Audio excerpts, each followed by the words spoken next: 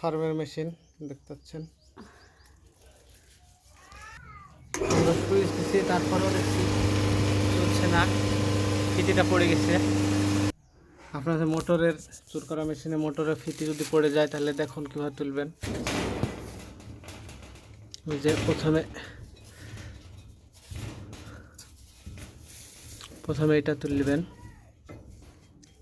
যে চাকটার মতন, তারপরে মোটরে দিবেন।